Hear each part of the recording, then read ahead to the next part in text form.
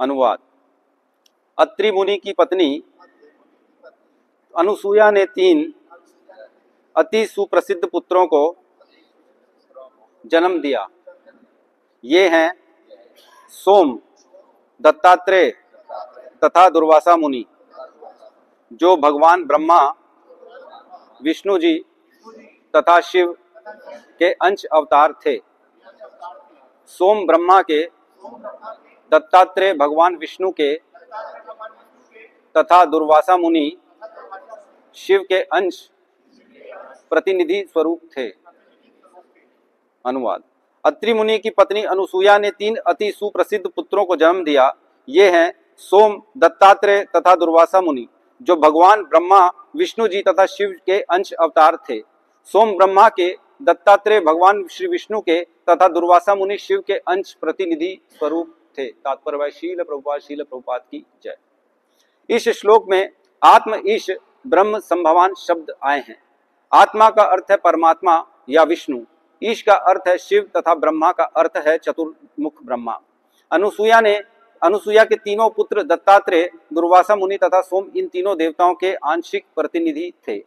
आत्मा देवताओं या जीवात्माओं की कोटि में परिगणित नहीं होता, क्योंकि वह श्री विष्णु है, इसलिए उसे विभिन्नांश भूता नाम कहा गया है। परमात्मा विष्णु समस्त जीवात्माओं के बीच प्रदाता जनक हैं, जिनमें ब्रह्मा तथा शिव भी सम्मिलित हैं। आत्मा का एक अर्थ और भी माना जा सकता है, जो इस प्रकार है, वह तत्व जो प्रत्येक आत्मा में परमात्मा है या कि सबके आत्मा है, वही दत्तात्रेय के रूप में प्रकट हुए, क्योंकि यहाँ पर अंश शब्द का प्रयोग हुआ है। श्रीमद् भगवद गीता में प्रत्येक आत्मा जीव को श्री भगवान या परमात्मा का अंश रूप कहा गया है। अतः यह क्यों नहीं मान लिया जाए कि दत्तात्रेय भी इन्हीं अंशों में से एक थे। यहाँ पर शिव तथा ब्रह्मा को भी अंश माना गया है, अतः इन सबको सामान्य जीव क्यों न मान लिया जाए। इसका उत्तर यही है कि श्री विष्णु तथा सामान्य जीवात्माओं के प्राकट्य निश्चित रूप से परमेश्वर के अंश हैं और इनमें से कोई भी उनके तुल्य नहीं है, किंतु इन अंशों में कोटियां हैं, कई कोटियां हैं। वराह पुराण में अत्यंत सुंदर रूप से बताया गया है कि कुछ अंश स्व अंश होते हैं और कुछ विभिन्न अंश। विभिन्न अंश जीव कहलाते हैं और स्व अंश श्री विष्णु की कोटि में आते हैं।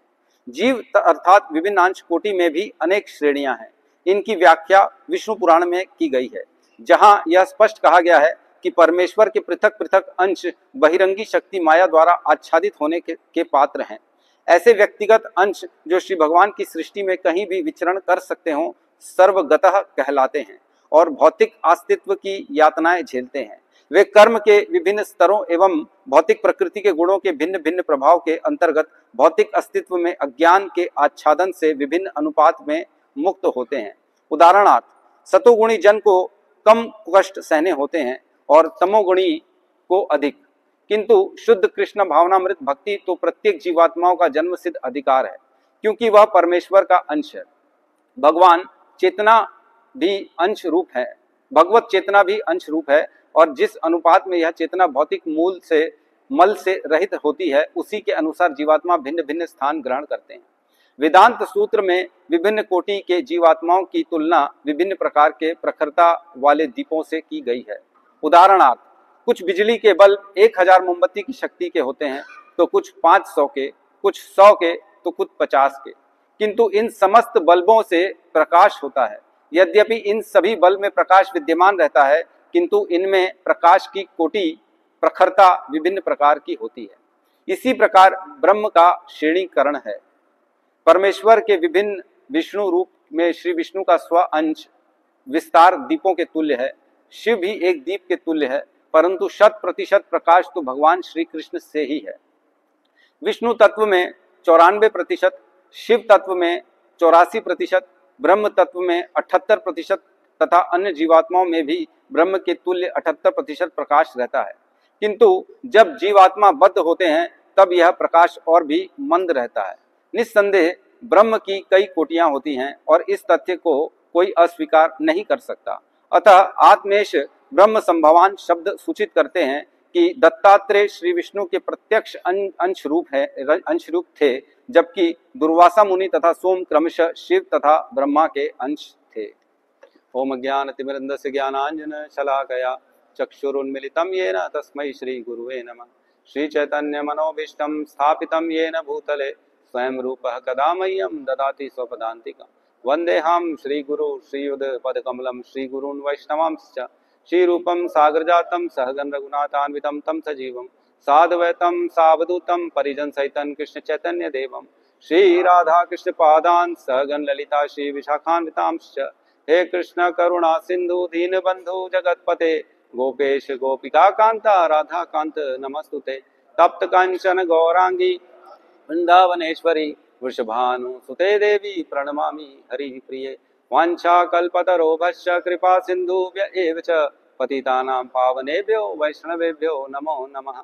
नमो विष्णुपादाय कृष्णप्रेष्ठाय भूतले श्रीमते भक्तिवेदांत स्वामीति नामिने। नमस्ते सारस्वती देवे गौरवाणी प्रचारिणे निर्विशेष शून्यवादी पाश्चात्य देशतारिणे। जय श्री कृष्ण चैतन्य प्रभु नित्यानंद श्री अद्वैत गदाधर श्रीवासादि गौर भक्त वृंद। हरे कृष्णा कृष्णा कृष्णा हरे हरे हरे राम राम राम हरे हरे कृष्णा। तो सभी भक्तों का स्वागत है सुबह प्रातःकालीन श्रीमद् भागवतम के सत्र में। रोज सुबह भागवतम का संग ये हर किसी को नसीब नहीं होता है।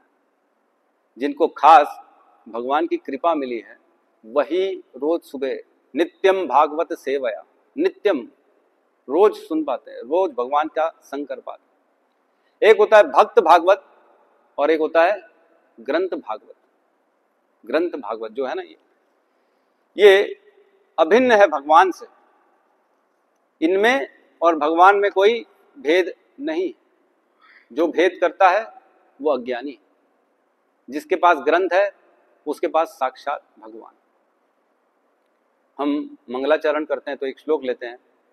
श्रवणताम स्वकथा कृष्ण पुण्य श्रवण कीर्तिन हृदयंतस्तो ही अभद्राणी विदुनोति सुहृत सताम।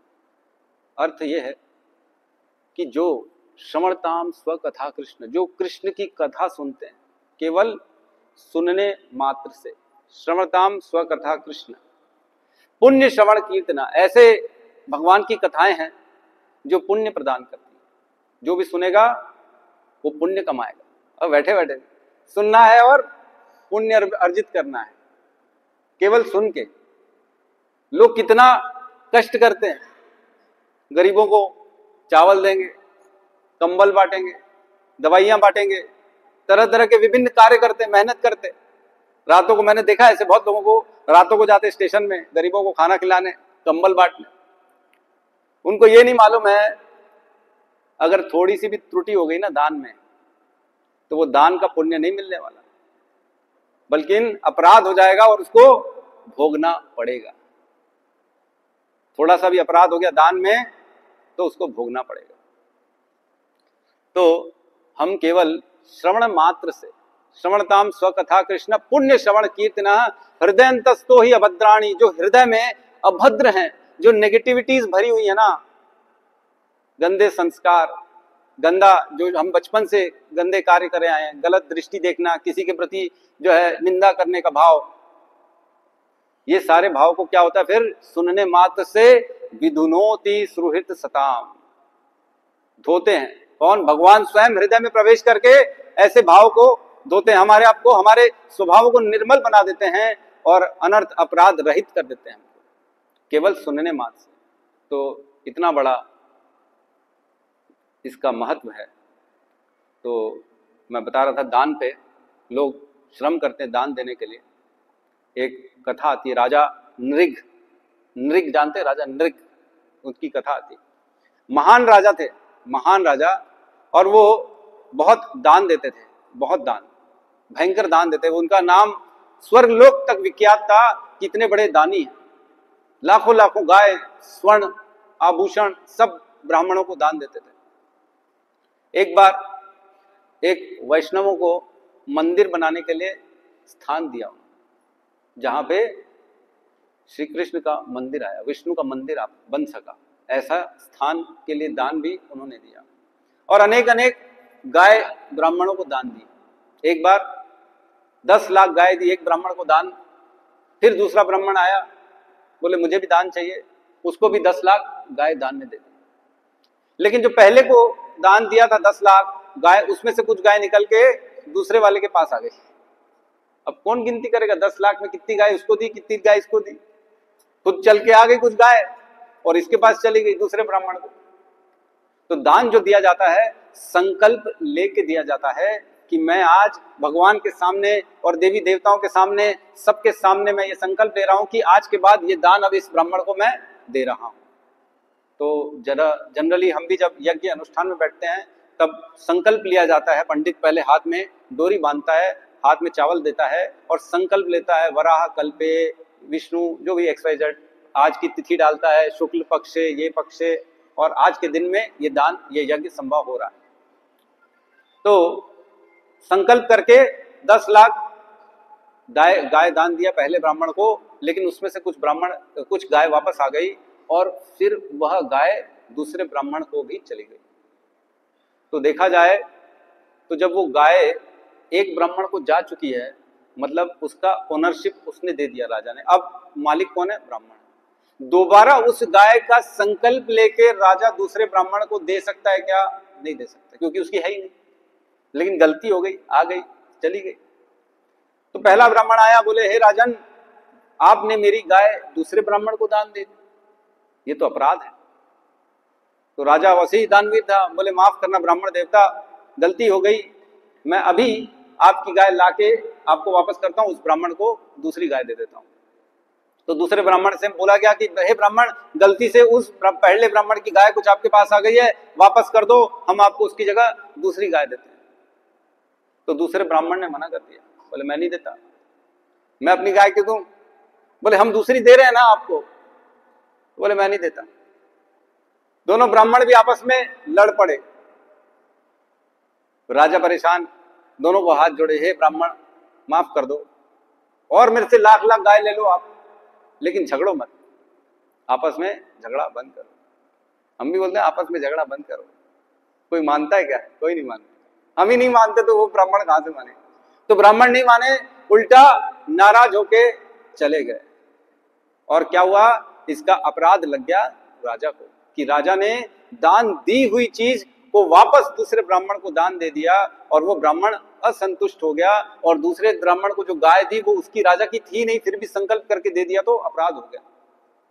इस अपराध के कारण राजा को एक छिपकली बनना पड़ा।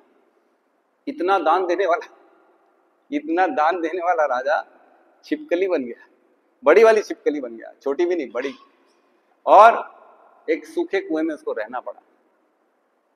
एक बार की बात है, भगवान श्री कृष्ण के पुत्र पौत्र जंगलों में खेल रहे थे, है ना, अनिरुद्ध, सांब, जो भगवान के पुत्र पौत्र हैं, प्रद्युम्न।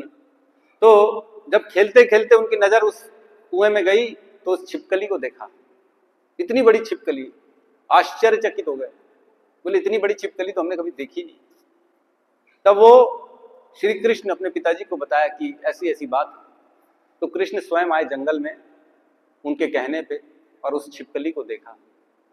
उस छिपकली को देखा तो भगवान की जैसी दृष्टि पड़ी, और छिपकली वापस से अपने वही राजा का स्वरूप लेके प्रकट हो गई, जिसका राजा का ही उसका जो है छिपकली बन गया था राजा। तो उस राजा नृग ने श्री कृष्ण को प्रणाम किया, उनसे आशीर्वाद लिया। तब श्री कृष्ण ने बोला, कृपया अपनी आप बीती बताओ, क्या हुआ था तुम्हारे साथ? भगवान तो सब जानते हैं, लेकिन भगवान अपने बच्चों के लिए और हम सब के लिए, ज्ञान के लिए उनको बोला कि बताओ क्या हुआ। तब राजा ने बताया कि ऐसा ऐसा मेरे साथ हो गया, मैंने ये इतनी गाय दान दी थी, फिर भी मेरे को छिपकली बनना पड़ा। लेकिन बोले कृष्ण का दर्शन फिर कैसे संभव हो पाया? कौन सा ऐसा काम किया था जो स्वयं कृष्ण उसको दर्शन देने के आ गए? तो हमारे आचार्य कहते हैं कि इसने वही एक भूमि जो दान दी थी ना, जिसमें विष्णु का मंदिर बन सका, जहां आप जैसे हम जैसे लोग बैठ के रोज भागवतम कथा कर पा रहे थे, भगवान का नाम का प्रचार हो पा रहा था, ऐसे दान के कारण स्वयं उसको कृष्ण ने दर्शन दिया। हरि बोल। तो हमें दान सोच समझ के देना चाहिए। भगवत गीता में वर्णन आता है 3 तरह के दान होते हैं, सतोगुणी दान, रजोगुणी दान और तमोगुणी दान। मनुस्मृति में एक श्लोक आता है, मनुस्मृति है ना, आता है ना मनुस्मृति, तो उसमें एक श्लोक आता है, उसमें कहते हैं अगर अब्राह्मण को दान दिया तो उतना का उतना ही रहता है, उतना ही मिलेगा, जितना दान दिया उतना ही मिलेगा। अब्राह्मण, जो ब्राह्मण नहीं है, उसको अगर किसी ने दान दिया तो उसको कितना मिलेगा? 1 रुपए के बदले 1 ही रुपए मिलेगा। जो ब्राह्मण नहीं है, गरीब को दे रहे हो 100 रुपए और सोच रहे हो कि बाद में मेरे को 1 लाख रुपए मिलेगा, तो बहुत बड़ी गलती में है, मिस्टेक। अपने आप को सुधार लो आज इस ज्ञान के माध्यम से। अब्राह्मण को दिया तो दान उतना का उतना मिलता है, और अगर ब्राह्मण बंधु को दान दिया तो 1 का 2 मिलता है। ब्राह्मण बंधु, ब्राह्मण बंधु जानते हैं कौन होता है? जो ब्राह्मण के वंश में, ब्राह्मण के कुल में, ब्राह्मण के घर में तो पैदा हुआ है, लेकिन ब्राह्मण का काम नहीं करता। शर्मा तो है, मिश्रा तो है, लेकिन गुटखा खाता है, वेद नहीं पढ़ता है ना, ग्रंथ नहीं पढ़ता। वो क्या करता है? वो तो अपना निकल जाता है, जॉब करता है, वो अपने अलग ही काम करता है, उसको कोई मतलब नहीं वेद से, पूजा पाठ से, अर्चना से, वो अपने अलग ही काम करता है। तो ये क्या हुआ? ब्राह्मण बंधु, जो ब्राह्मण के घर में उत्पन्न हुआ है लेकिन गुणों से ब्राह्मण नहीं है, वो क्षत्रिय, वैश्य या शूद्र है। तो ऐसे व्यक्ति को दान देने से क्या मिलेगा? 1 का 2। पूछूंगा मैं फिर से, है याद रखना। तो मतलब आज की डेट में जितने भी ब्राह्मण गुटखा खा रहे हैं, श्लोक पढ़ रहे हैं, यज्ञ करा रहे हैं, जिनको ज्ञान नहीं है वो ब्राह्मण बंधु हैं, उनको दान दे रहे हैं तो 1 का 2 ही मिलेगा। फिर तीसरी कैटेगरी आती है ऐसे ब्राह्मण, ब्राह्मण नहीं कहेंगे उसको, उसको कहते हैं विप्र, जो वेद का पठन करते हैं, वेदों को जानते हैं, यजुर्वेद, सामवेद, ऋग्वेद, अनेक अनेक उपनिषद है ना, शिव पुराण, ये पुराण, वो पुराण, सब जानते हैं। उसके हिसाब से कर्मकांड करते हैं, वो ज्ञान के मार्ग में ध्यान करते हैं। वो ऐसे व्यक्ति को दान देने से कितना मिलता है? 1 के बदले 1 लाख मिलता है। कितना मिलता है? 1 लाख। 1 रुपए दान देंगे तो कितना मिलेगा? 1 लाख मिलेगा। ये मनुस्मृति का श्लोक है ना, आप चाहें तो ढूंढ सकते हैं। और चौथी कैटेगरी आती है ऐसा व्यक्ति जो वेदों के भी परे है, जो वेदों से भी ऊपर उठ चुका है। ब्रह्म जानाति इति ब्राह्मण, जन्म जायते शूद्रो, संस्कारात् भवेत् द्विज, वेद पठेत भवेत् विप्रः, ब्रह्म जानाति इति ब्राह्मण। जो ब्रह्म को जानता है उसको क्या कहते हैं? ब्राह्मण है, जो वेदों के परे है। वेदों के परे कौन है? वेदों के परे है वैष्णव। वैष्णव है वेदों के परे। कैसे परे है? भगवान भगवत गीता में कहते हैं 15वें अध्याय के 15वें श्लोक में, सर्वस्य च अहम हृदि सन्निविष्टो मतः स्मृति ज्ञानम अपोहनम च वेदेश्च सर्वम अहम एव वेद्यो वेदांत कृत वेदवित एव च अहम। हे अर्जुन, सारे वेदों का अर्थ तो ये है कि मुझे जान पाओ।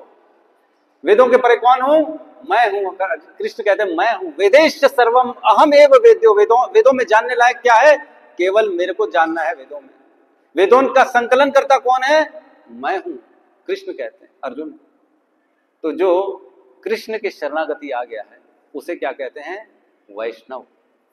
और असलियत में वही ब्राह्मण है। क्यों?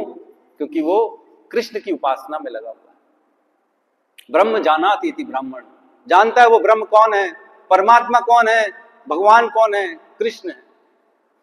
इसलिए कृष्ण की उपासना करता है। और ऐसे व्यक्ति को दान देने से कितना मिलता है? 1 देंगे तो अनगिनत मिलता है, इन्फिनिटी। अगर बुद्धि से काम करेंगे तो किसको दान देंगे? अब पहली कैटेगरी 1 का सेम मिलेगा। अब्राह्मण को दोगे तो कितना मिलेगा? कितना मिलेगा? 1 का 1 ही मिलेगा। और अगर ब्राह्मण बंधु को देंगे, जो ब्राह्मण है के कुल में उत्पन्न हुआ है लेकिन ब्राह्मण का गुण नहीं है, तो उसको 1 देंगे तो कितना मिलेगा? 2 मिलेगा।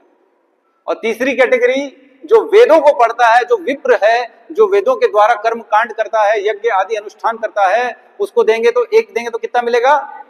1 लाख मिलेगा। कृपया शांति बनाए रखें। किसका बज रहा है?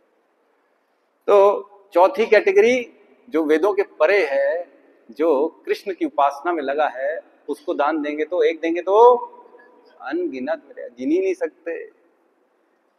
इसलिए कहते हैं कि पढ़ना पड़ेगा, बिना पढ़े तो जिंदगी व्यर्थ चली जाएगी। समझ में ही नहीं आ रहा लोगों को करना क्या है, किसी को ज्ञान ही नहीं है किसको देना है किसको नहीं देना है। भगवान भगवत गीता में कहते हैं 17वें अध्याय में, दान किसको देना चाहिए? जो सही पात्र हो, जो पात्रता रखता हो उसको दान देना चाहिए। पात्रता कौन रखता है? ब्राह्मण रखता है, वैष्णव रखता है पात्रता, जिसको अगर दान देंगे तो बदले में ऐसा ज्ञान देगा जिससे हमारा जीवन उद्धार हो जाएगा। न कि रोड खड़े साइड में किसी को भी दे दिए, उसको पैसा दिए और वो क्या किया, बीड़ी पी रहा है, बाद में जाके गुटखा खा रहा है। तो ऐसे दान से क्या मिलेगा हमको? एक का एक भी नहीं मिलेगा।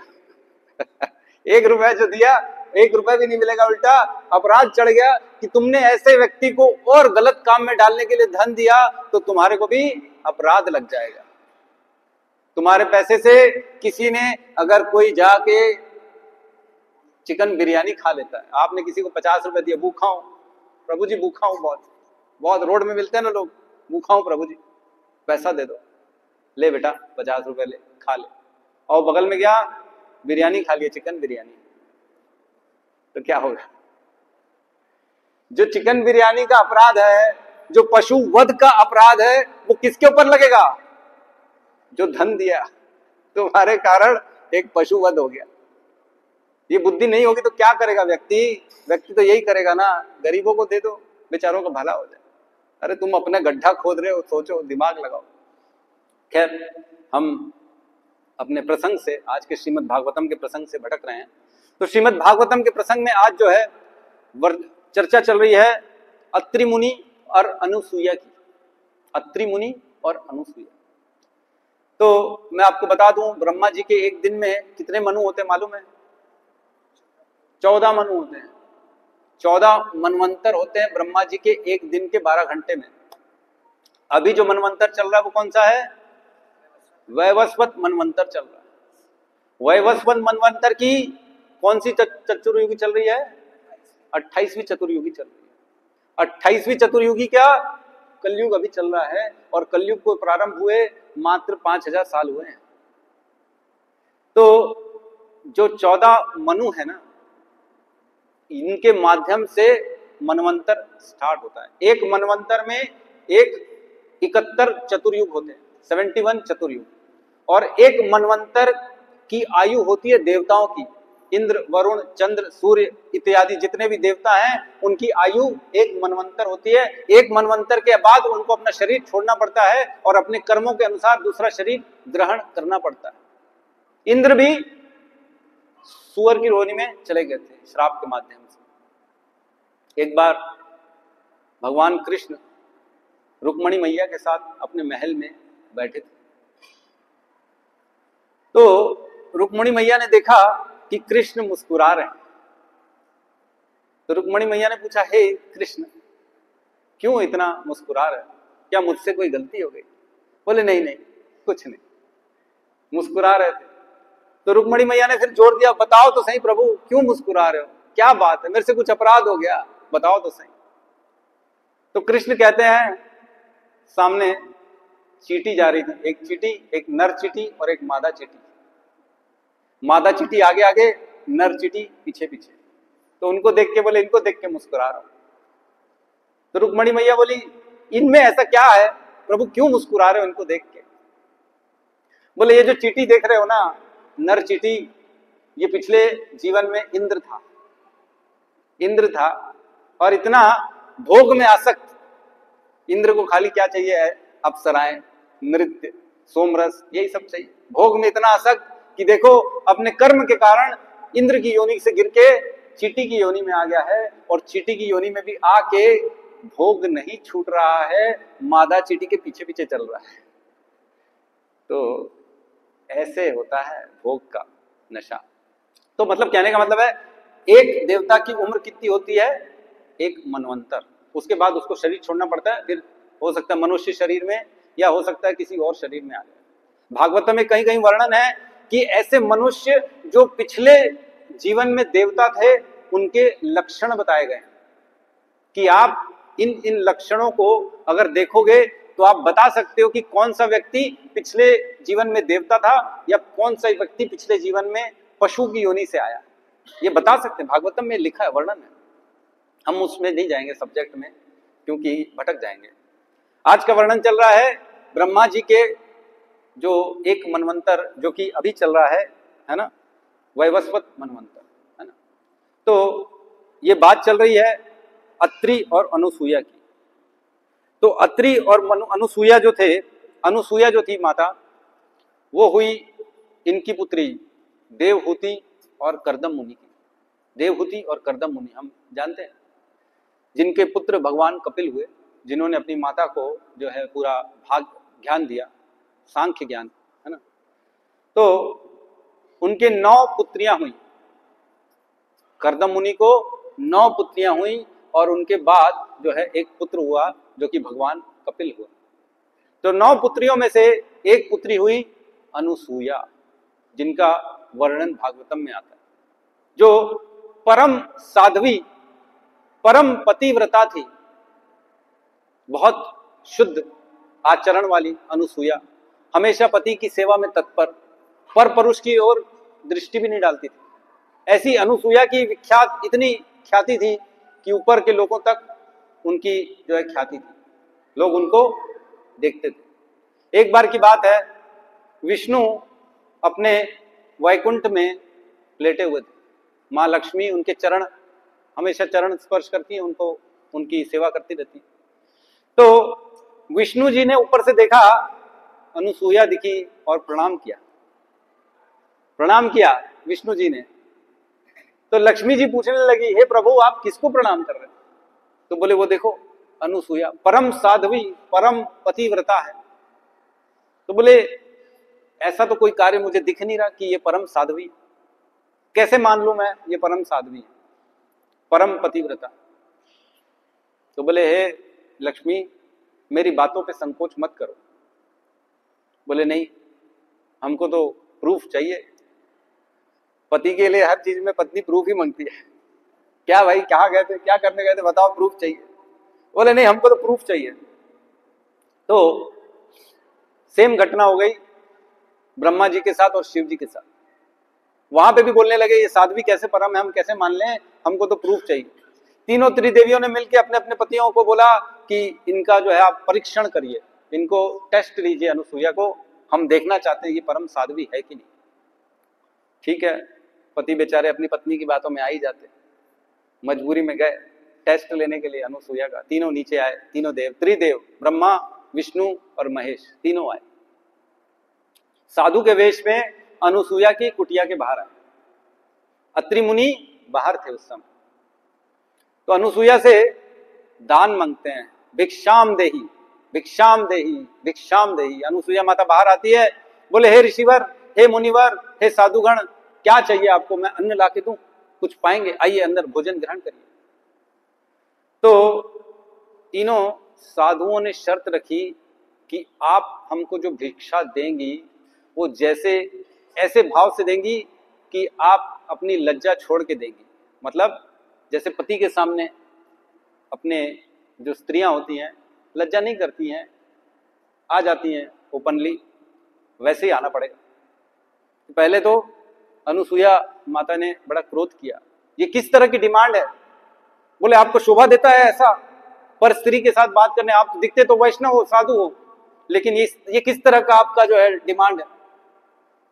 तो इन्होंने बोला नहीं, आपने बोला है, आपने वचन दिया है कि हमारी इच्छा पूरी करोगे, हमारी इच्छा पूरी करो अब आप। अनुसूया बड़ी विचलित हो गई और उन्होंने अपने पति को याद किया, अत्रि मुनि को, और उन्होंने दृष्टि से देखने की कोशिश की ये साधु हैं कौन। तो उन्होंने अपनी दृष्टि से, अपने तपोबल से देखा और पता पड़ा ये तीनों तो त्रिदेव हैं, ब्रह्मा विष्णु महेश आ गए मेरे घर पे। बोले ये तो मेरी परीक्षा ले रहे हैं। एक्चुअल में इसी घटना के पूर्व दोनों अत्रि मुनि और अनुसूया ने घोर तपस्या करी थी, और तपस्या ऐसी करी थी और उन्होंने भगवान से वर मांगा था कि ब्रह्मा विष्णु महेश आप हमारे घर में पुत्र के रूप में उत्पन्न होइए, हमको पुत्र चाहिए, आप जैसे पुत्र चाहिए। वो तपस्या अलग थी, अब यहाँ पे आ गए दोबारा। तो अब यहाँ पे तीनों परीक्षण करने जाते हैं और तीनों को देख के अनुसुईया अपनी दिव्य दृष्टि से देख के समझ जाती है कि ये तीनों तो मेरा टेस्ट लेने आए।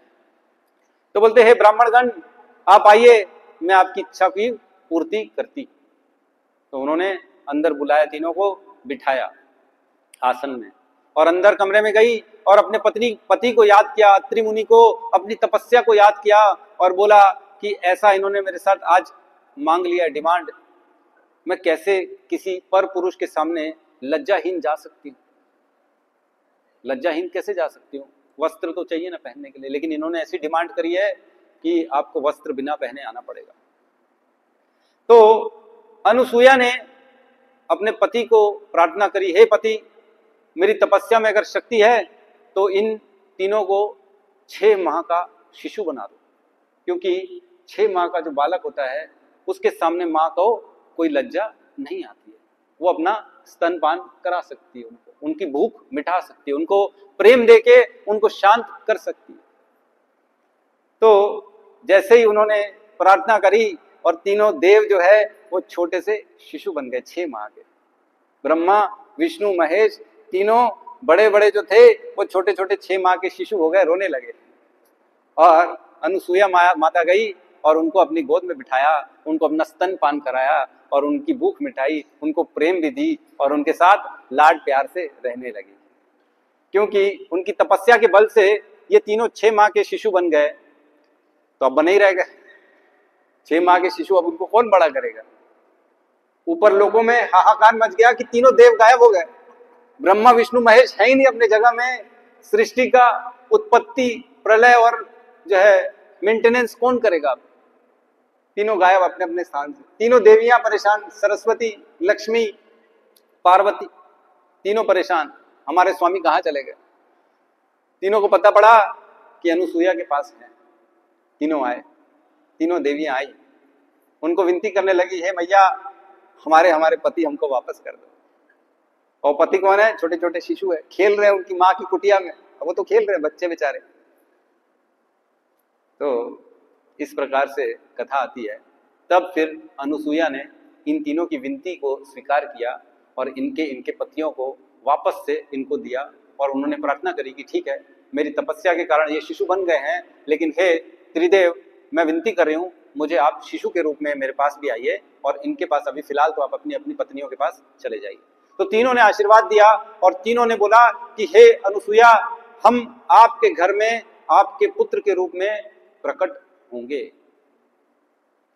तो तीनों प्रकट हुए। विष्णु के रूप में कौन आए, दत्तात्रेय प्रकट हुए। और शिव जी के रूप में कौन आए, दुर्वासा मुनि आए, दुर्वासा मुनि। और ब्रह्मा जी के रूप में कौन आए, सोम आए, सोम चंद्रदेव, जिसको हम चंद्र कहते हैं ना, वो किसके पुत्र हैं, अनुसुईया के पुत्र हैं। तो इस प्रकार की कथा आती है। तो कहते हैं तीनों पुत्र जो थे इनके, आप तो सब जानते ही हैं, दत्तात्रेय कितने महान भगवान के अंश अवतार, और चंद्र देवताओं को सबको शीतलता प्रदान करने वाले जिनको सोम कहा जाता है। और तीसरे हुए जो दत्तात्रेय और दुर्वासा मुनि हमेशा क्रोधित रहते हैं, क्योंकि शिव जी ने अपने क्रोध को अनुसुईया के गर्भ में भेजा था। जो उनसे जब रिक्वेस्ट करी तो उन्होंने क्रोध का एक रूप को उनके घर में डाला, तो जो क्रोध से प्रकट हुए वो दुर्वासा मुनि प्रकट हुए, जो सबसे बड़े क्रोधी हैं। श्राप से डर जाता है व्यक्ति, दुर्वासा। उनका नाम दुर्वासा क्यों पड़ा, क्योंकि दुर्वा घास खा के वो अपना जीवन चलाते थे। दुर्वा घास, जो अपने घास रहती ना, उसी को खाते थे और अपना जीवन उनका चलता था। तो दुर्वासा मुनि महान मुनि हुए, जो सतयुग में भी थे, त्रेता में भी थे, द्वापर में भी थे। तीनों युगों में दुर्वासा मुनि थे। प्रभु श्री राम से भी उन्होंने भेंट की हुई है, जिसमें लक्ष्मण जी की जो शरीर छूटा, लक्ष्मण जी को मरना पड़ा, वो इनके कारण, दुर्वासा मुनि के कारण मरना पड़ा। हमेशा क्रोधित रहते। और हम जानते हैं महाभारत में भी उनका वर्णन आता है, जब पांडु लोग वनवास में चले गए थे, वनवास में पांचों पांडव द्रौपदी के साथ थे, तब दुर्वासा मुनि को दुर्योधन ने विनती करी थी कि हे दुर्वासा मुनि, आप मेरे भाइयों के पास भी जाओ, पांडवों के पास भी, और उनसे भोग स्वीकार करो और उनको कृपा करो, अभी जाओ। दोपहर के बाद बोला था, अभी जाओ। तो दुर्वासा मुनि दुर्योधन से प्रसन्न होकर चले गए थे। तो दोपहर के बाद पहुंचे पांडवों के पास, और पांडवों के पास क्या था? द्रौपदी माता के पास एक अक्षय पात्र था। अक्षय पात्र मीन्स ऐसा पात्र जिससे जो मंगोगे वो मिल जाएगा, और जितना मंगोगे उतना मिल जाएगा। लेकिन तब नहीं मिलेगा जब द्रौपदी उसको पा लेगी। द्रौपदी खाना खा लेगी, उसके बाद कोई खाना अक्षय पात्र से नहीं निकलेगा, फिर अगले दिन सूर्योदय के बाद।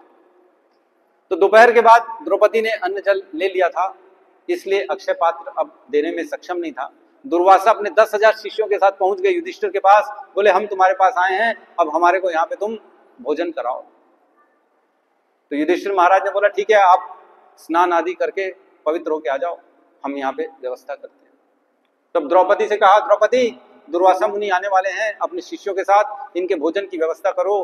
तब द्रौपदी ने कहा मैंने तो पा लिया, अब कहाँ से आएगा इतने लोगों का खाना, अब तो अक्षय पात्र नहीं दे सकता।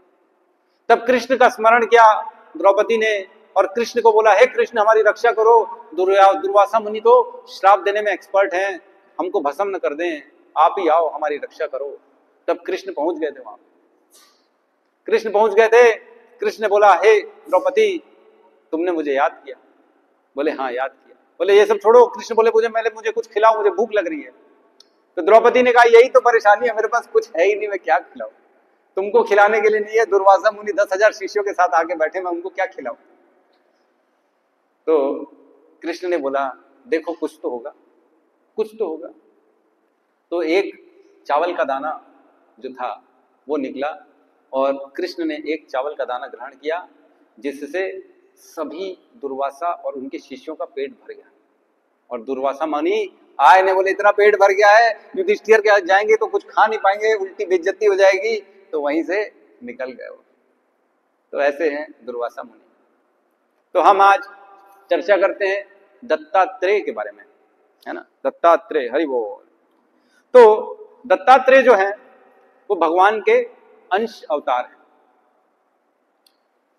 एते च अंश कलह पुंस कृष्णस्तु भगवान स्वयं इंद्रियारि व्याकुलम लोके मृणंति युगे युगे।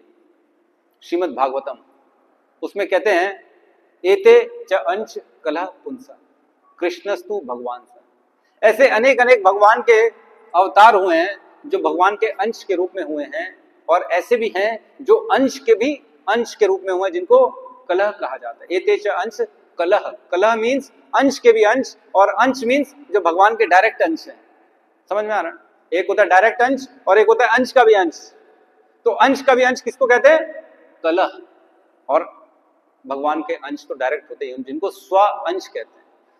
तो भगवान के अंश जो होते हैं, एक तो होते हैं स्व अंश, और एक होते हैं उनके भी अंश, जिनको शक्ति आवेश अवतार कहते हैं, जिनको विभूतियां कहते हैं, और एक होते हैं विभिन्न अंश। भगवान के स्व अंश तो भगवान की जितनी ही शक्ति रखते हैं, जैसे प्रभु श्री राम, नरसिंह भगवान, है ना, मत्स्य अवतार भगवान का, कल्कि अवतार जो होने वाला है, परशुराम, ये सब भगवान के स्व अंश हैं, जिसमें भगवान की जैसी ही शक्तियां होती हैं। और एक होता है विभिन्न अंश भगवान के, जो कि हम हैं, जीवात्माएं। हम भगवान के क्या हैं? विभिन्न अंश। सो रहे हैं कि जग रहे हैं सब लोग? हम कौन है? विभिन्न अंश। कौन है हम? विभिन्न अंश। और भगवान के जो स्व अंश होते हैं वो स्वयं भगवान ही होते हैं। तो विभिन्न अंश जो होते हैं, हमको विभिन्न अंश क्यों कहा जाता है? क्योंकि हम में भी भगवान के जैसी ही क्वालिटीज थोड़ी थोड़ी हमारे अंदर पाई जाती है ना। जैसे समंदर का पानी होता है, समंदर होता है, और समंदर की एक बूंद होती है, दोनों में क्वालिटी सेम होगी। वो भी खारा है, ये भी खारा है ना। उसमें भी नमक है, इसमें भी नमक है। लेकिन जो भगवान जो है वो समंदर के समान है। समंदर में तो बहुत बल होता है, एक बूंद में कोई शक्ति होती है? नहीं होती। वैसे ही हम एक चींटी, भगवान के एकदम छोटे से अंश हैं, लेकिन क्वालिटी हमारे में भी भगवान की जैसी पाई जाती है। हम भी नित्य हैं, शाश्वत हैं, हमारी आत्मा शाश्वत होती है। शरीर की बात नहीं चल रही है। लोग बोले अरे हम तो मर जाते हैं प्रभु जी, कैसी बात कर रहे हैं, 25-50 साल बाद तो टेंट फिस हो जाता है हमारा। तो हम जो है, हम कौन है? शरीर नहीं है, हम कौन है? आत्मा है। नित्यम अवध्यो अवध्य देहिनो नित्यो अवध्यो अयम देहे सर्वस्य भारत तस्मात् सर्वाणि भूतानि न त्वं शोचितुम अर्हसि।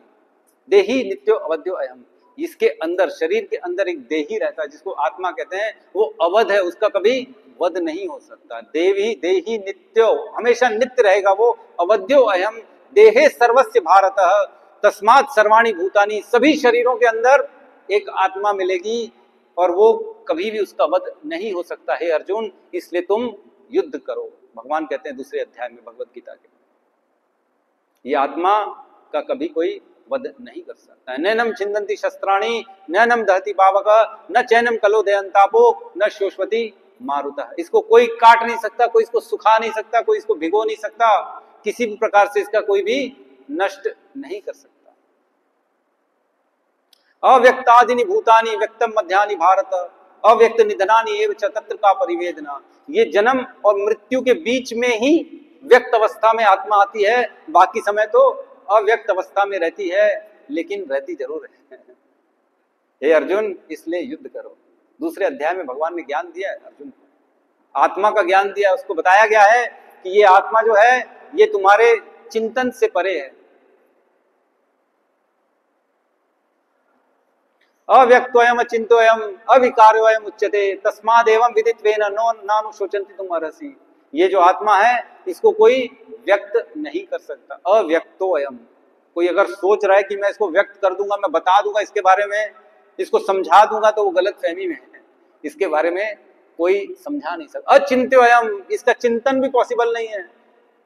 डॉक्टर लोग, साइंटिस्ट लोग सोच रहे हैं हम माइक्रोस्कोप से आत्मा को देख लेंगे, समझ लेंगे इसमें क्या गुण है ना, पॉजिटिव है कि नेगेटिव है, न्यूट्रॉन है कि प्रोटॉन है, एटम है कि मॉलिक्यूल है, क्या है हम निकाल लेंगे, तो पॉसिबल नहीं है। भगवान कह रहे हैं अव्यक्तोयम अचिंत्योयम अविकार्यो अयम उच्यते, इसमें कोई विकार भी नहीं है।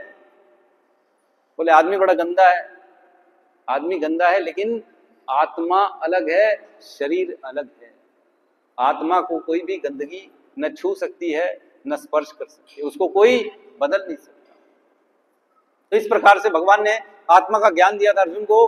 बोले हे अर्जुन, ये आत्मा अलग है, इसका कोई नाश नहीं कर सकता।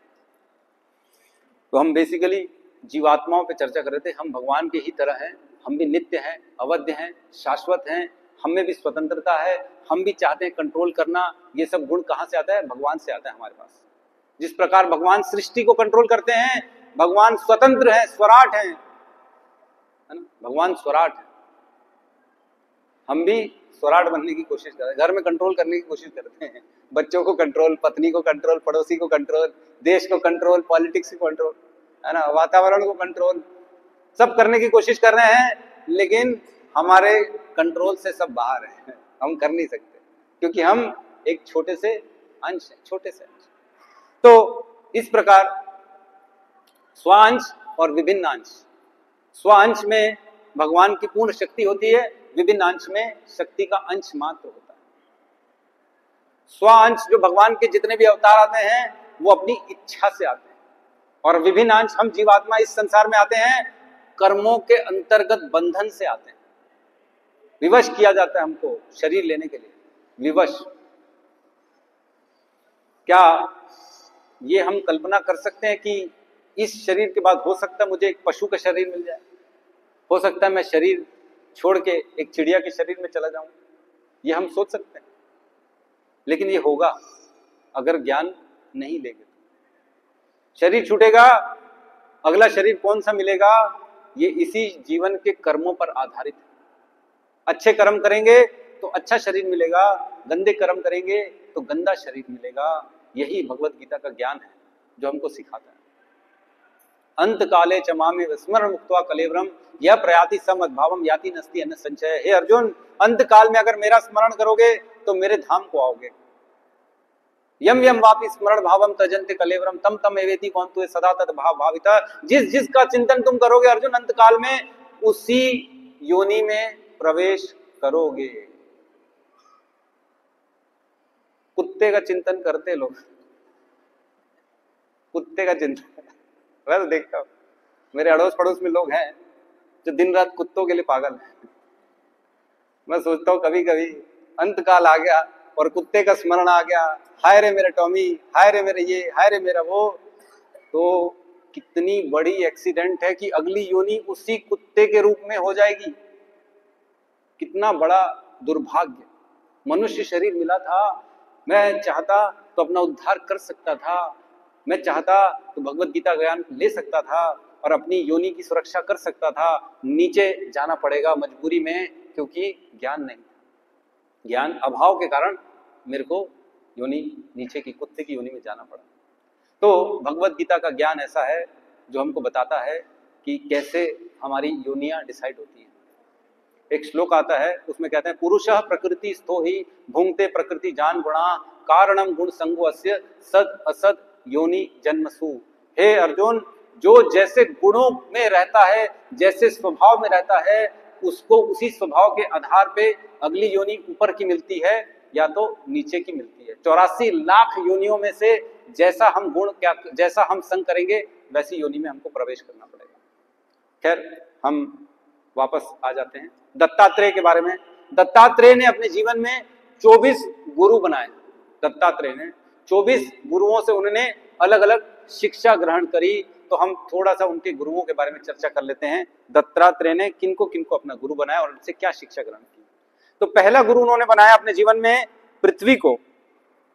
पृथ्वी को उन्होंने अपना गुरु बनाया। पृथ्वी से उन्होंने क्या सीखा? उन्होंने सीखा सहनशीलता। पृथ्वी से सीखा। उन्होंने देखा कि लोग पृथ्वी में बम फोड़ रहे हैं, खोद रहे हैं, माइनिंग्स हो रही हैं अलग अलग जगह। पृथ्वी में लोग पूरा अपने भोग के लिए क्या नहीं कर रहे हैं, सब खनन होते जा रहा है, पृथ्वी से सब चीजें निकालते जा रहे हैं, लेकिन फिर भी पृथ्वी कभी भी अन्न जल देने में मना नहीं करती है। तो ये होती है सहनशीलता। दत्तात्रेय ने पृथ्वी से सहनशीलता सीखा। और दूसरा गुण सीखा एक पिंगला वैश्या से। एक पिंगला वैश्या का भागवतम में वर्णन आता है। श्रीमद् भागवतम में उन्होंने जगह पाई है जो कि एक वैश्या थी। उनकी कथा आती है श्रीमद् भागवतम में कि एक बार पिंगला जो थी वो वैश्या थी, वो रात को तैयार होके वेट कर रही थी कि कोई मेरे पास आए, मुझे धन दे, मुझे पैसे दे और मैं उसको सुख दे पाऊं। वैश्या का काम यही होता है। लेकिन पिंगला को श्रीमद् भागवतम में जगह मिली है, मतलब वो महान भक्त है। कभी भी हमको नेगेटिव नहीं सोचना चाहिए कि वैश्या है उसको जगह मिल गई, ऐसा वैसा वर्णन। तो उन्होंने भगवान की प्राप्ति कर ली थी पिंगला ने। पिंगला का वर्णन आता है 11वें स्कंद के 8वें अध्याय में। एक श्लोक आता है, उसमें कहते हैं संतम समीपे रमणम रति प्रदम वित्त प्रदम नित्यम इमं विहाय अकाम दाम दुख भयादि शोक मोह प्रदम तच्छम अहम बचे भजे। हाँ, ये श्लोक पिंगला गाती है। क्या कहती है, इसका अनुवाद क्या है? वो कहती है मैं ऐसी मूर्ख निकली कि मेरे हृदय में जो शाश्वत रूप में स्थित है और अत्यंत प्रिय है, उनकी सेवा मैंने छोड़ दी है। हृदय में कौन रहता है? हृदय में कौन रहता है? धन, पैसा, बच्चे, अपने मित्र। हृदय में कौन रहता है? भगवान कहते हैं। भगवान कहते हैं सर्वस्य च अहम् हृदय सन्निविष्टो। हे अर्जुन, मैं सबके हृदय में रहता हूं। भगवान रहते हैं सबके हृदय में, सबसे अंदर, सबसे क्लोज हमारे कौन रहते हैं? भगवान। और हम उन्हीं को छोड़ देते हैं और दूसरों की चिंता करते हैं। तो भगवान रहते हैं, हमको भगवान का चिंतन करना चाहिए। हम हर समय हमारे साथ है वो, बस ये है कि हम उनको देख नहीं पा रहे हैं, हम उनको पहचान नहीं पा रहे हैं। हम संसार में हैं और वो हमारे अंदर है। तो इन्होंने उसी रात को भगवान का चिंतन किया कि मैं अत्यंत जो मेरे हृदय में है, जो अत्यंत प्रिय हैं, मैंने उनकी सेवा छोड़ दी है। वे ब्रह्मांड के अत्यंत प्रिय स्वामी हैं, जो असली प्रेम सुख देते हैं और समृद्धि के स्रोत हैं। यद्यपि वे मेरे हृदय में स्थित हैं, किंतु मैंने अनदेखी की और तुच्छ आदमियों की सेवा की है, जो मेरे वास्तविक इच्छाओं को कभी पूरा नहीं कर सकते और जिन्होंने मुझे दुख, भय, चिंता, शोक तथा मोह दे दिया है। वैश्या थी, उनको रात को जब वेट करते करते करते कोई आया नहीं उनके पास, तो उनके हृदय में ये भाव आया कि मैं कैसे दूसरे पुरुषों का वेट कर रही हूँ, मेरे हृदय में तो स्वयं परमेश्वर भगवान श्री कृष्ण रहते हैं, मैं उनकी सेवा छोड़ के दूसरों की सेवा के लिए बैठी हुई हूँ, मुझसे गया बीता और कोई है ही नहीं।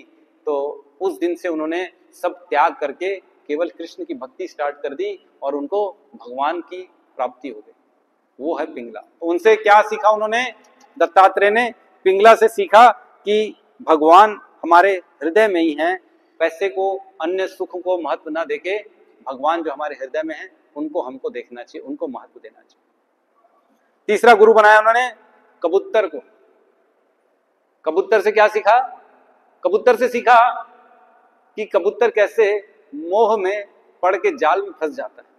कबूतर देखता अपने बच्चों को, उनके बच्चों को आता है एक बहरूपिया, जाल में फंसाता है, कबूतर जाता है बच्चों के मोह में और खुद भी जाल में फंस जाता है।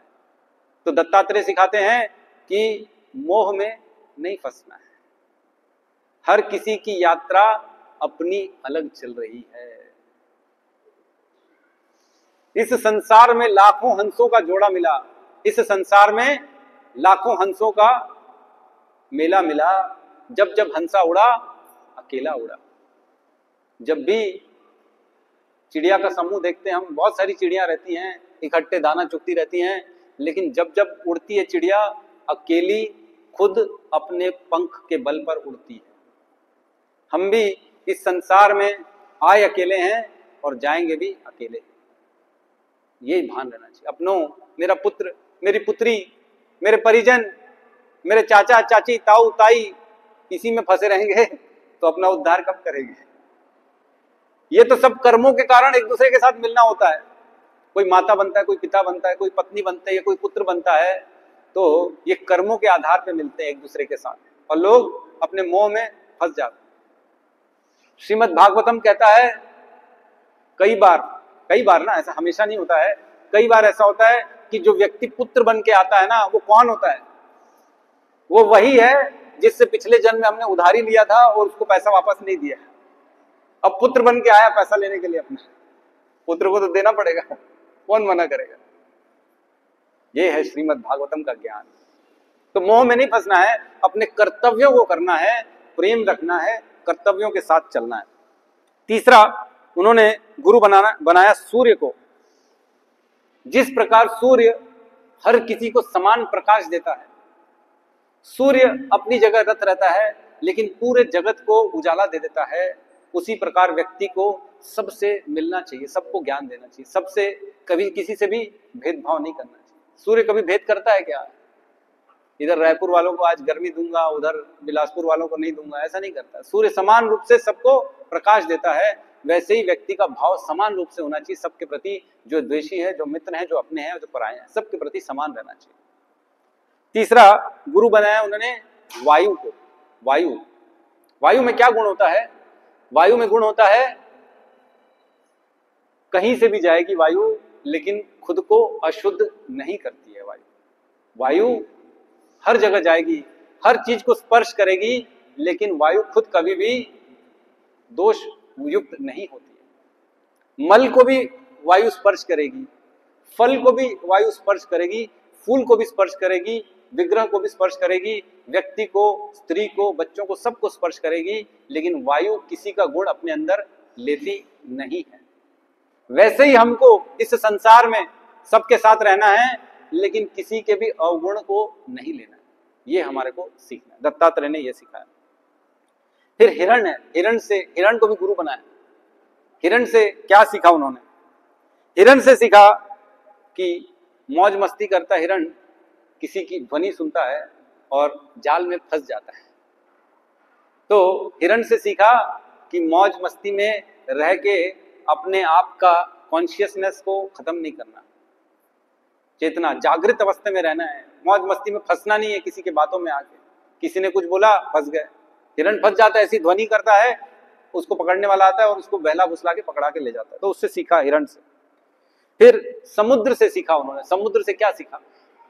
समुद्र से सीखा कि कितना भी उतार चढ़ाव क्यों ना है जीवन में, अपनी सीमाओं को नहीं लांघना है, हमेशा अपनी सीमा में रहना है।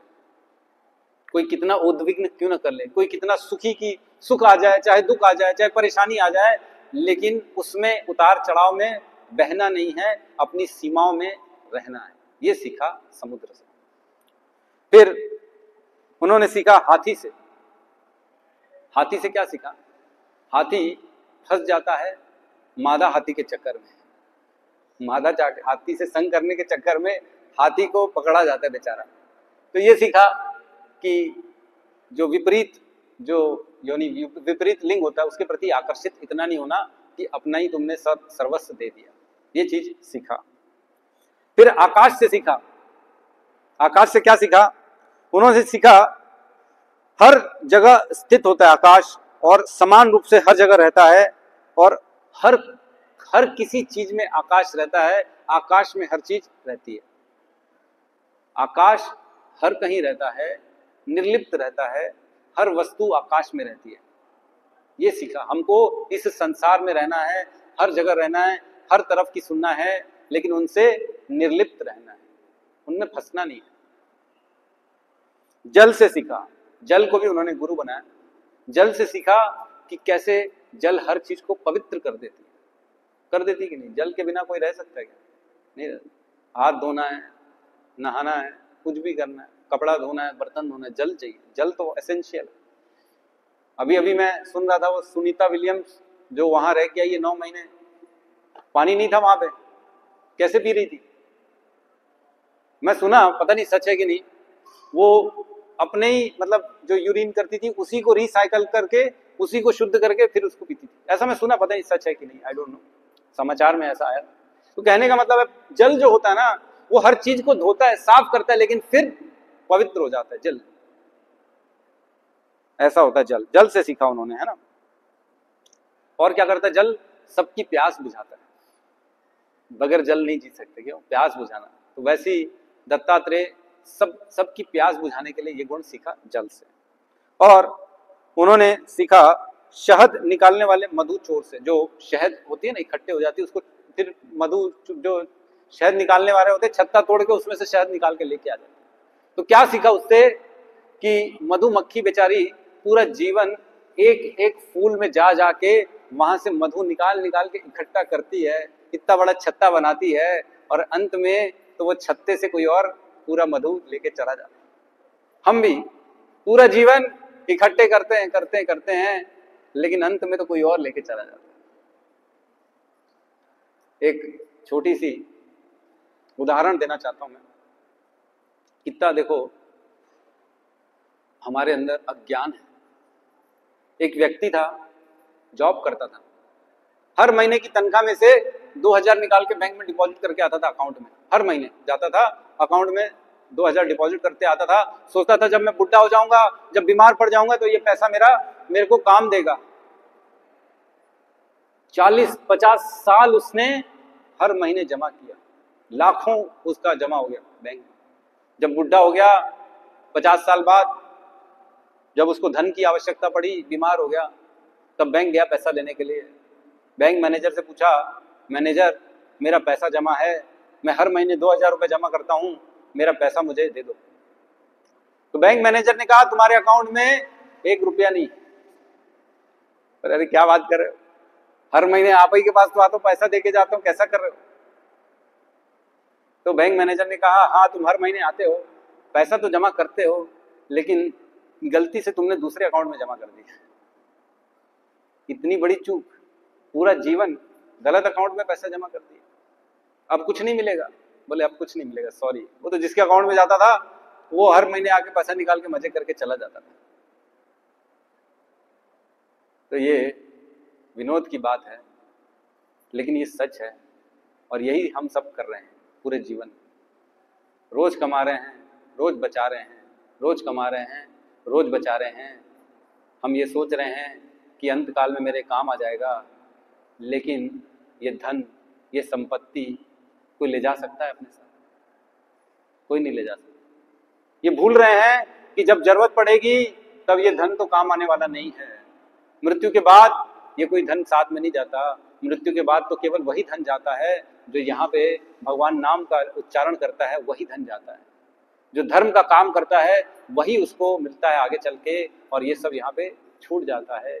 बाद में हमारे साथ भी ऐसे ही होगा। हमारे पुत्र पौत्र वो सब धन रख लेंगे, हम तो भोग भी नहीं कर पाएंगे। शरीर भोग करने के लायक बचेगा ही नहीं। बाद में क्या भोगेंगे जो इकट्ठा करेंगे? शरीर साथ देना बंद कर देगा, तब ये धन कोई साथ नहीं देगा। तब वही ध्यान, जो भगवान का चिंतन, जो जवानी में जो हमने भक्ति करी है, वही भक्ति हमको काम आने वाली है, और कुछ काम में नहीं आने वाला। तो 5 मिनट और 10 मिनट खींच लेते हैं। बोर तो नहीं हो रहे हैं? सो तो नहीं रहे? एक बार हरे कृष्ण का उच्चारण कर लेते हैं। हरे कृष्णा कृष्णा कृष्णा हरे हरे, हरे राम राम राम हरे हरे। नींद आ रही है तो बता दीजिए, हाथ उठा दीजिए। ठीक है। तो शहद निकलने वाले के से सीखा उन्होंने ज्ञान। उसके बाद सीखा मछली से। मछली से क्या सीखा उन्होंने? कि कैसे ये जीवा के अंतर्गत आके उसके प्राण निकल जाते। रस, ये रस है ना, रसना।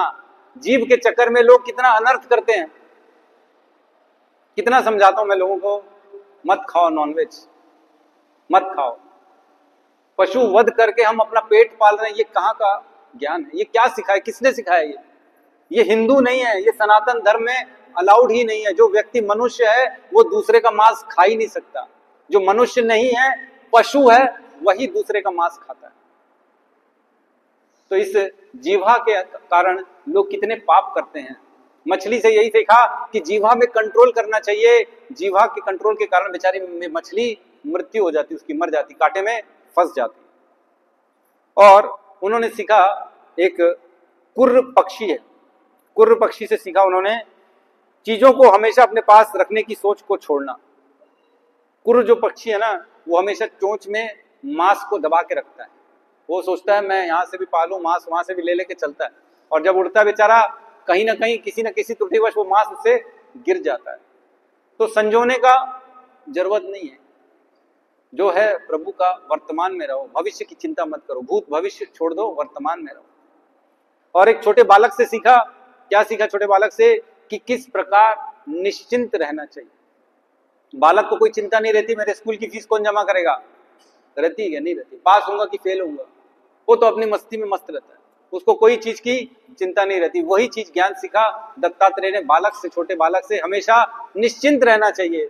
अनहोनी होती नहीं और होनी है सो होए, तुलसी राम भरोसे निर्भय होके सोए। अरे वो हमेशा, अनहोनी तो होनी नहीं है। ऐसा है क्या किसी को लगता है अनहोनी होती है? अनहोनी होती नहीं, और जो होनी है वो तो होके रहेगी।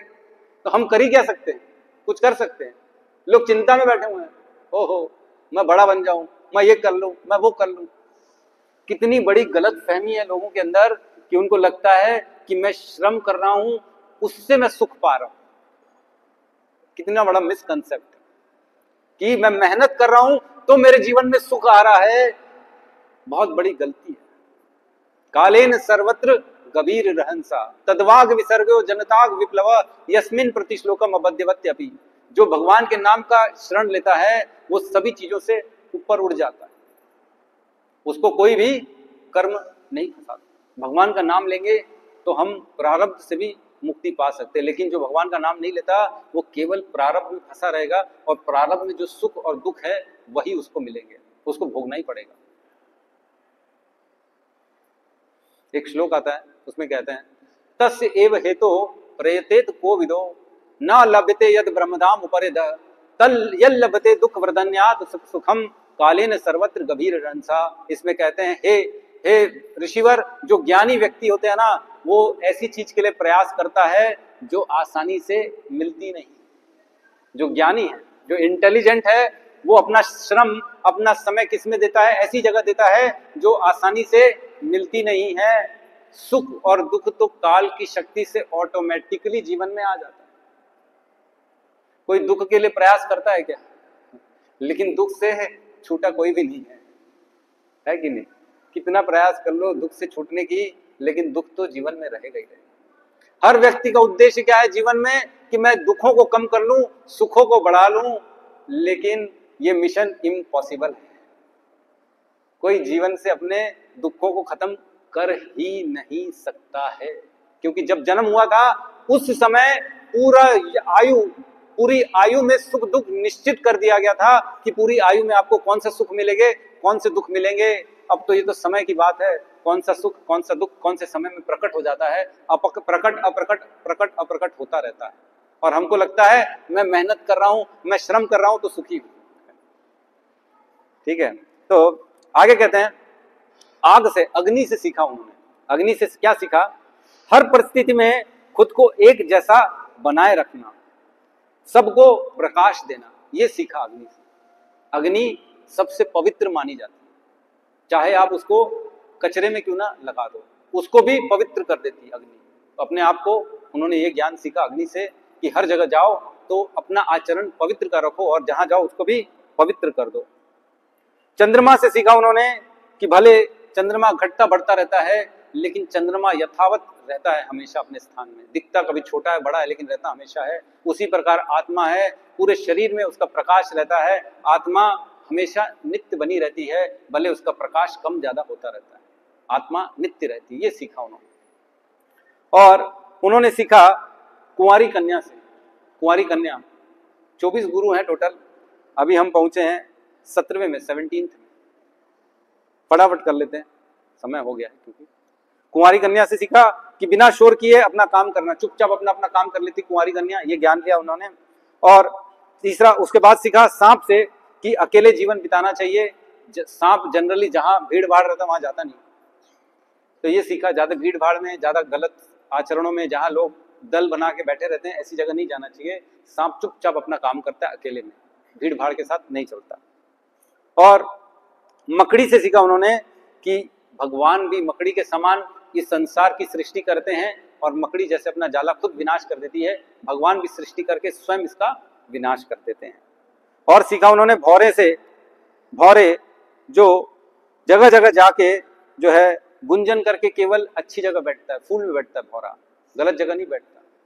एक होता है मक्खी और एक होता है मधुमक्खी।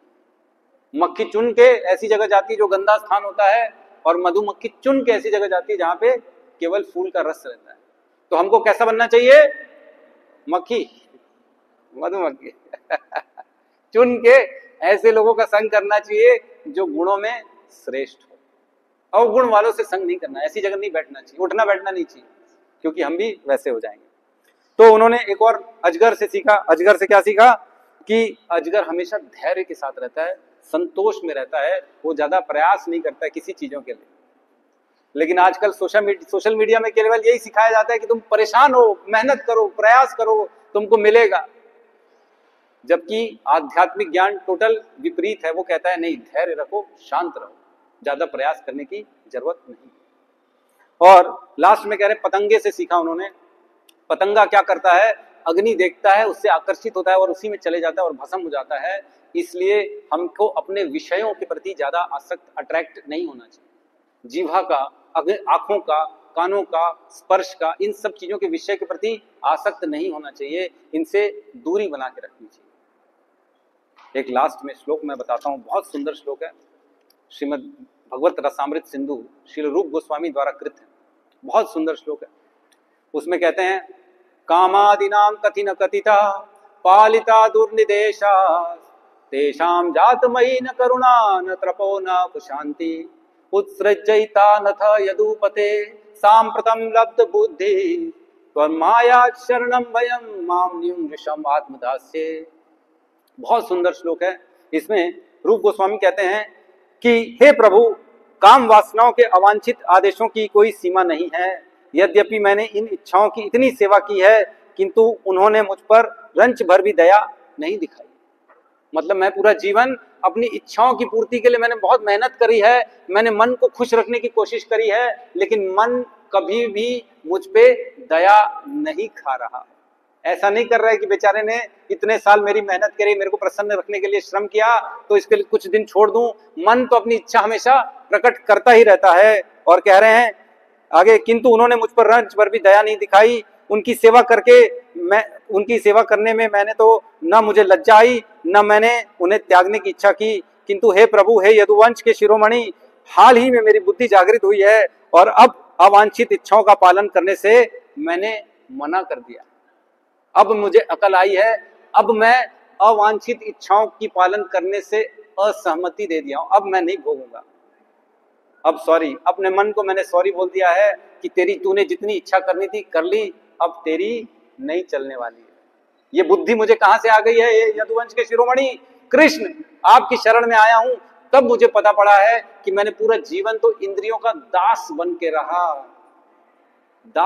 रहा। अब स्वामी बनने का बारी आई है। अब मैं इंद्रियों को कंट्रोल करूंगा, उनके बहकावे में नहीं फंसूंगा, वो जो डिमांड करेंगे मैं नहीं दूंगा, और मैं अब क्या करूंगा?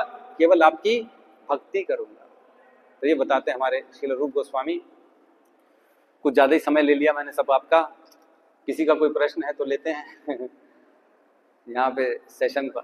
यस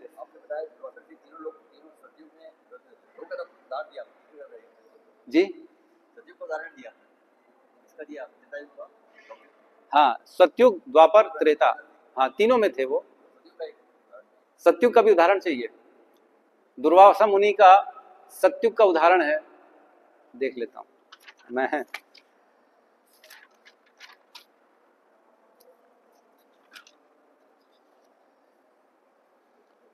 अम्बरीश महाराज के पास गए थे दुर्वासा मुनि। जब उनका पारण का समय हो गया था, तब दुर्वासा मुनि गए अम्बरीश महाराज के पास, बोले हम साथ में पारण करेंगे एकादशी व्रत का। तब दुर्वासा मुनि बोले मैं नहा के आ रहा हूँ, आप वेट करिए अम्बरीश महाराज। तो पारण का समय निकल रहा था, तब अम्बरीश महाराज ने बोला कि मैं पारण कर लेता हूँ, समय निकल जाएगा तो पारण कब करूंगा। तब उन्होंने जल पी लिया। फिर दुर्वासा मुनि आए और उनको भस्म करने के लिए एक राक्षस को प्रकट कर दिया। बोले क्रोधित हो गए थे, बोले तुम अकेले पारण कैसे कर लिए। तो इस प्रकार से दुर्वासा मुनि की तीनों युगों में कथाएं आती हैं अलग अलग। ठीक है, हरि बोल, थैंक यू प्रभु जी। समय के अभाव के कारण मैंने आधा छोड़ दिया। यस, किसी का प्रश्न है तो ले सकते हैं, नहीं है तो यहाँ पे हरे कृष्ण महामंत्र का उच्चारण करते हैं सब मिलके। हरे कृष्णा कृष्णा कृष्णा हरे हरे, हरे राम राम राम हरे हरे।